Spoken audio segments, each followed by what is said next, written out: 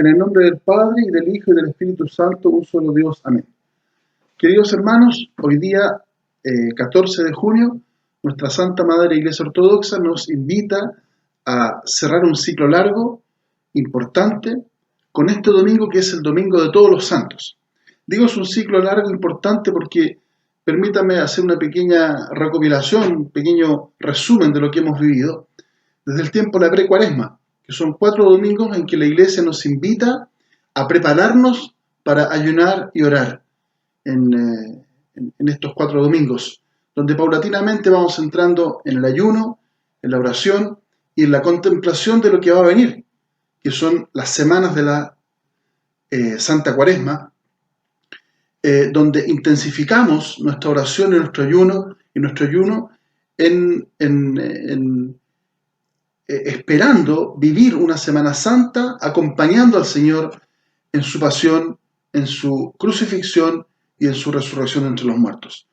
Vivimos esta semana con mucho recogimiento, con mucha contemplación, para celebrar con gozo y alegría la Pascua, la resurrección del Señor, que ha sido capaz de otorgarnos la vida eterna y la resurrección.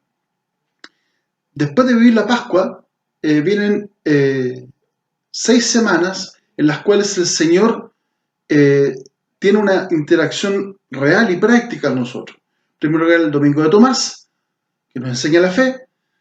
Después las Miróforas, que son las que anuncian que el Señor ha resucitado.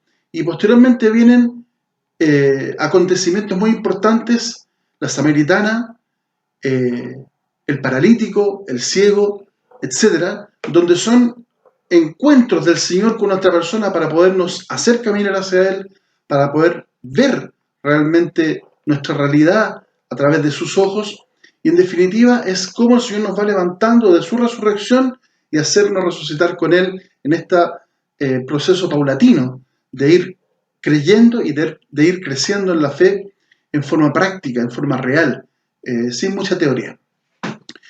Viene el jueves de la Ascensión, que lo vimos hace 2 semanas, y posteriormente el domingo de los padres del Concilio Ecuménico de Nicea 325, donde nos enseñan realmente a establecer las bases de nuestra fe. ¿En qué creo? Creo en un solo Dios y en un solo Señor Jesucristo y en el Espíritu Santo.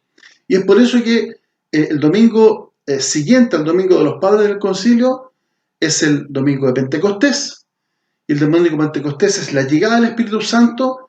¿Por qué? Porque es el fruto de la fe. Creemos, por lo tanto, recibimos en forma racional, real, tangible, la fuerza y la vida del Espíritu Santo en todos nosotros, no solamente en nuestro bautismo, sino que también en toda nuestra acción real en la vida. Hoy día es el domingo siguiente de Pentecostés y es llamado por la Iglesia como el Domingo de Todos los Santos. ¿Qué celebramos? Celebramos a todos los santos. ¿Quiénes son los santos? Son personas muy importantes para nuestra vida espiritual y nuestra vida diaria, porque son gente que ha dado un testimonio de fe práctica. La fe que ellos han tenido es una fe de praxis, de hacer, y no solamente de teoría o de rezar o de pensar en la fe, sino que la tradujeron a hechos reales, como vamos a ver más adelante.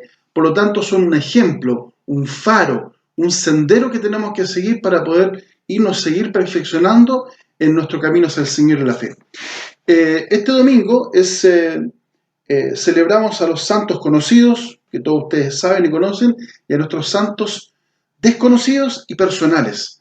Todos nosotros en nuestras familias, en nuestros entornos, tenemos gente que ya no nos acompaña y que consideramos, ¿por qué no decirlo?, santos, porque están en la presencia del Señor y porque han sido también importantes para nosotros.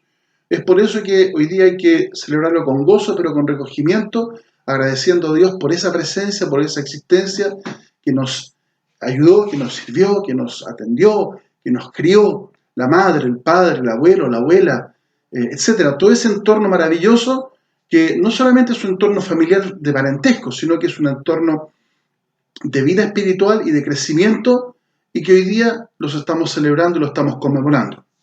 En general, se puede entender en nuestra iglesia que hoy día nosotros celebramos a diferentes categorías, y esto no es que sea escolástica, pero sí son diferenciaciones y que ha ido creando la iglesia para poder entender cada uno en su grupo. Toda esta gente está guiada exclusivamente por la fe en Jesucristo y por la presencia del Espíritu Santo que nos levanta.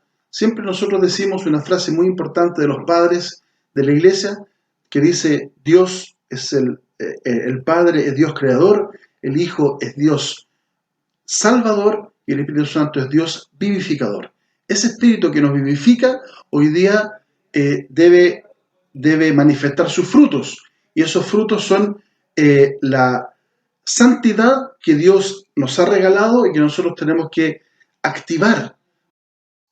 Y estos resultados, estos frutos que estamos hablando, no son resultados ni de la magia, ni del azar, ni de la concurrencia de efectos maravillosos o de cosas sin explicación.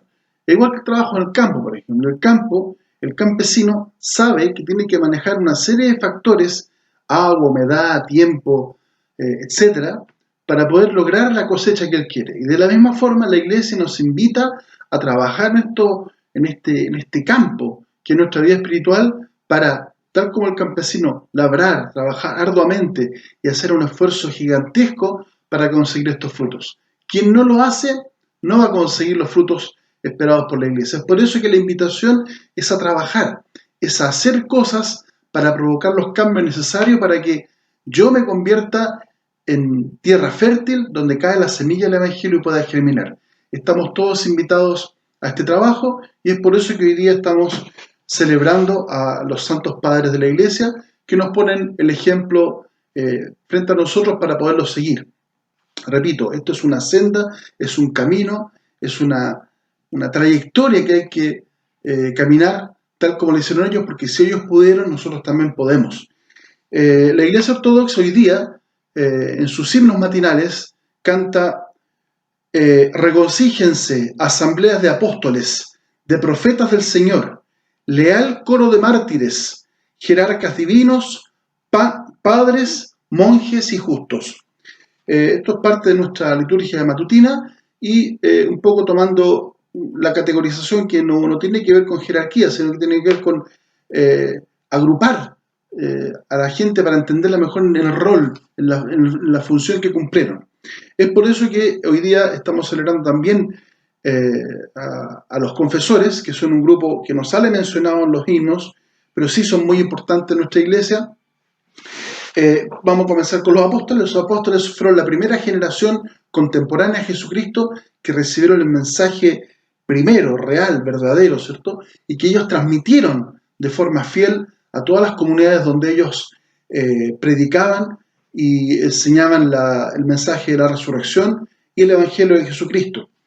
Hombres muy valientes, hombres muy convencidos de su fe, que enfrentaron una serie de inconvenientes en sus vidas para poder lograr este objetivo final, que era entregar el mensaje de la resurrección. Después, en forma casi posterior, sino contemporánea a los apóstoles, tenemos los mártires. Mártir en griego significa testigo. El martirio es un testimonio, y el mártir es aquella persona que fue sometida a castigos severos y graves, y finalmente perdió la vida por no renunciar a la fe en Jesucristo. Mucha gente en los primeros años de vida cristiana fue sometida a este trance histórico, y el que no quiso renunciar a la fe en Jesucristo, mantuvo su fe firme y murió, es un confesor. El que se mantuvo firme y no falleció, sino que salió vivo del castigo, son los padres confesores. Y es por eso que esta categoría no está un poco puesta en la literatura, sino que porque está a la altura, ¿cierto?, al mismo nivel que los mártires. Unos fallecieron y otros no, pero sí los confesores son tan importantes como los mártires, porque dan el testimonio de fe, de convencimiento y de certeza en el Evangelio de Jesús. Dentro de los más grandes mártires tenemos a San Jorge, que me acompaña siempre y que es el santo patrono muchas familias ortodoxas, y es muy querido por las familias árabes ortodoxas porque San Jorge vivió en Palestina y su sepulcro todavía se encuentra en Palestina, en la ciudad de Led, y es muy visitado, muy venerado porque es un santo que obra en forma milagrosa la presencia de Dios en nosotros. Un pequeño dato, la mayoría de las catedrales ortodoxas en Latinoamérica están dedicadas a San Jorge el Megalomártir, victorioso. Nuestra catedral de Santiago, la catedral de Buenos Aires, y las diferentes catedrales y muchas iglesias, sin ser catedrales, están dedicadas al querido mártir, megalomártir San Jorge. Tenemos la otra categoría que son los profetas, que son aquellas personas que sirvieron a la palabra del Señor. La profecía no es adivinar, la profecía no es decir un augurio, sino que el profeta es aquella persona que es capaz de entregar la palabra del Señor y llamar al pueblo a la conversión y a enderezar los caminos del Señor, como decía el profeta San Juan Bautista. Nosotros tenemos la profecía extendida desde el Antiguo Testamento hasta el día de hoy. Todo aquel que predica y habla la palabra del Señor y es capaz de exhortar con esa palabra es un profeta ante los ojos del Señor. Después tenemos los jerarcas. Los jerarcas son todo el clero cristiano ortodoxo que tuvo esta capacidad de liderazgo, de poder conducir e iluminar con el Evangelio al rebaño del Señor. Tenemos diáconos, tenemos sacerdotes, tenemos obispos, y son muy importantes porque fueron las personas que condujeron por el camino del Evangelio a esta comunidad creyente y la llevaron a perfeccionarse y a ser mejores y a encontrar verdaderamente al Señor en su verdad.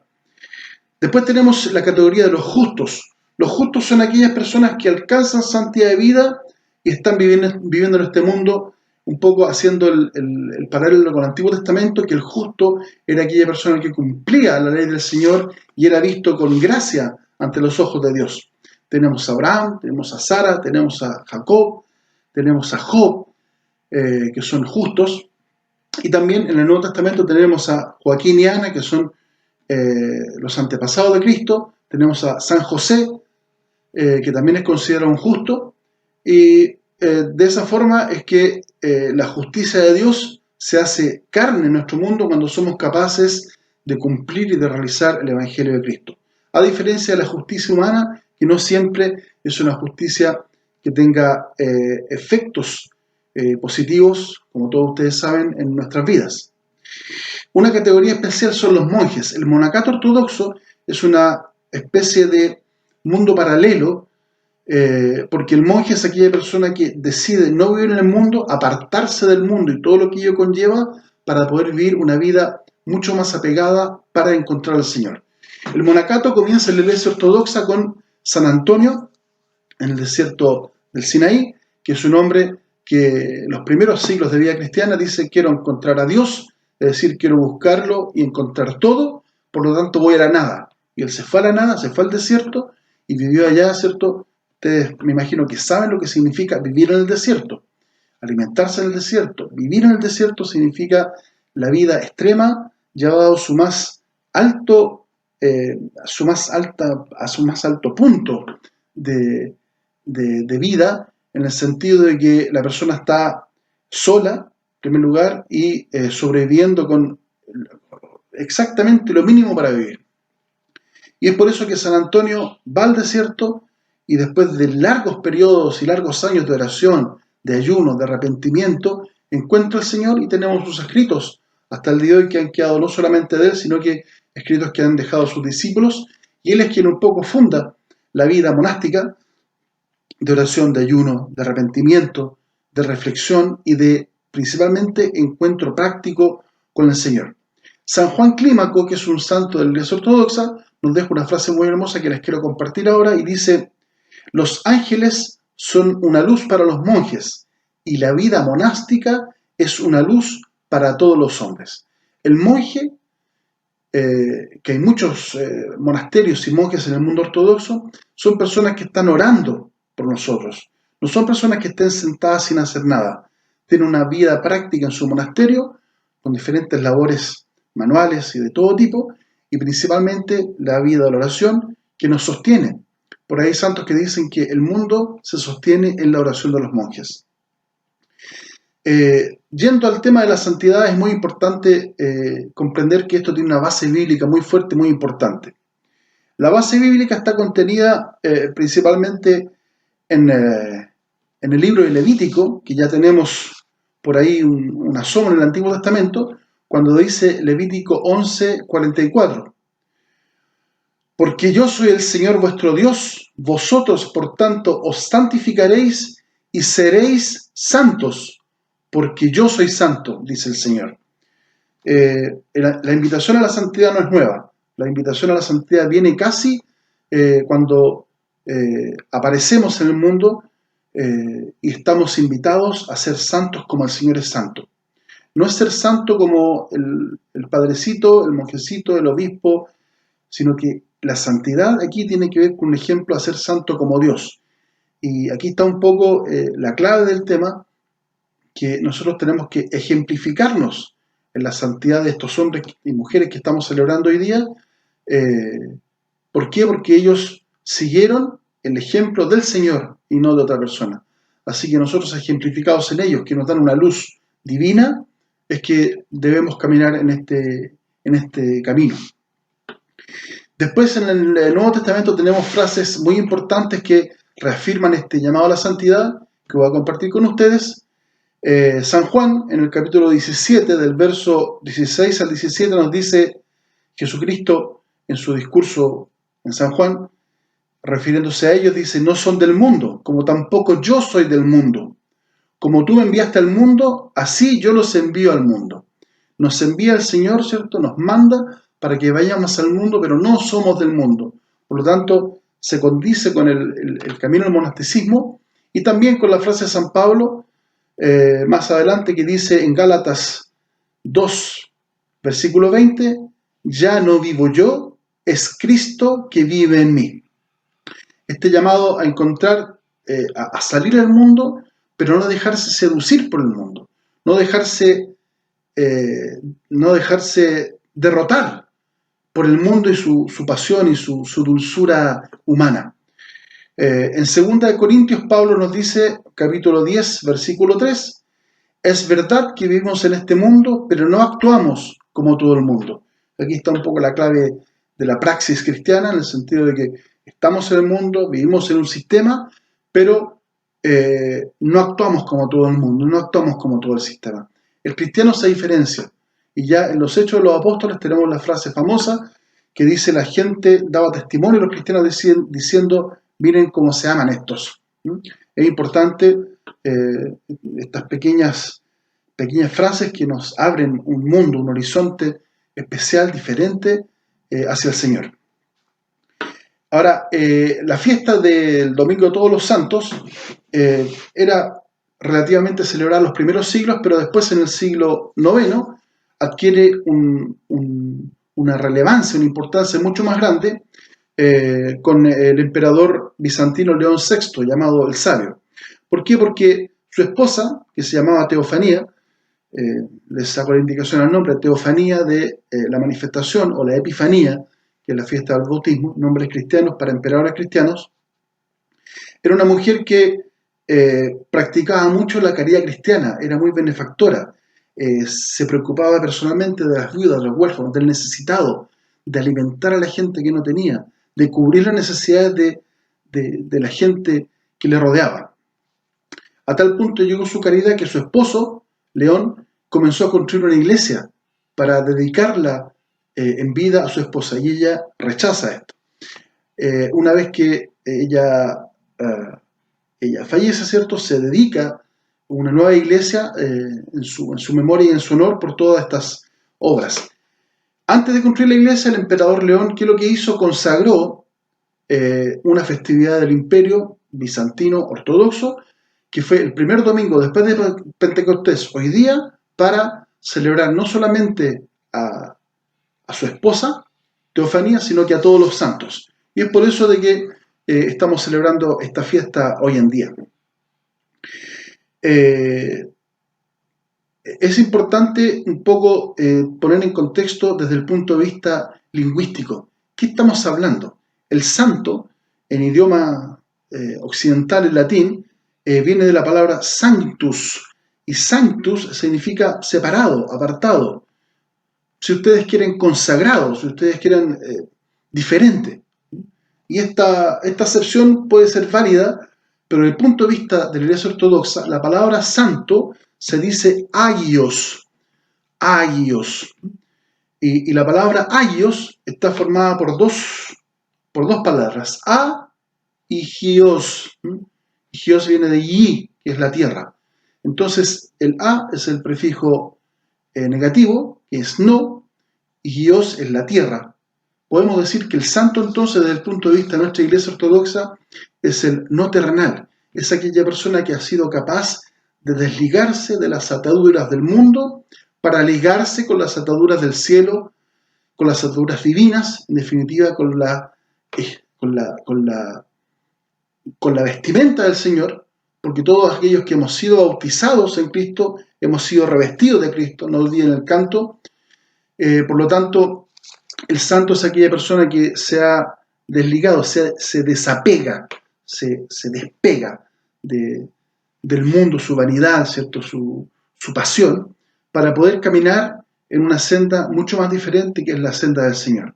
Hoy día estamos celebrando a este tremendo ejército, huestes celestiales, hombres de fe, de convencimiento, de verdad cristiana, que fueron capaces de encarnar la invitación del Evangelio a ser santos, y lo hicieron con ayuno, con oración, con buenas obras, con comportamiento ejemplar. Y es por eso que la Iglesia te invita, nos invita hoy día, con este resumen del ciclo de la pre-cuaresma, ¿cierto? Cuaresma, Semana Santa, los domingos posteriores, en este domingo, después de Pentecostés, a manifestar los frutos del Espíritu Santo. Tenemos que ser capaces de trabajarnos para poder rendir el 120%, como dice por ahí un dicho, y ser capaz de sacarles el provecho, el fruto a este don que el Señor nos ha dado, con el bautismo en primer lugar, con el santo crisma, que es la presencia del Espíritu Santo, que es la recepción